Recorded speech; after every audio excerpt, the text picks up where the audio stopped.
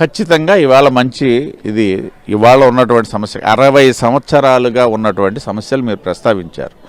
అదేవిధంగా ఈ 60 సంవత్సరాల్లో లేనటువంటి అనుకూల పరిస్థితులు కూడా ఇటు 2 రాష్ట్రాల్లో ప్రభుత్వాలు అయితేనేమి అటు కేంద్రంలో ప్రభుత్వం అయితే ఉన్నటువంటి ఆ నేపథ్యంలోనే ఇవాళ బడ్జెట్లో నేరడ బ్యారేజీ గురించి చాలా సంవత్సరాల తర్వాత నిధులు కేటాయిస్తూ పనులు ప్రారంభానికి ముందుకెళ్ళడం జరిగింది. అతి త్వరలోనే అంతర్రాష్ట్ర జల వివాదంగా ఉన్నటువంటి చిన్న వివాదాన్ని కేంద్ర ప్రభుత్వం చొరవతో పూర్తి చేయగలగడం సాధ్యపడుతుందని చెప్పి ఇవాళ మళ్ళీ ప్రస్తావించడం జరిగింది. మీరు చూసే ఉంటారు, దాదాపు గడిచిన 12 బడ్జెట్లు నాకున్నటువంటి సమాచారం మేరకు ఏ రోజు నేరడ బ్యారేజీ ప్రస్తావన లేదు.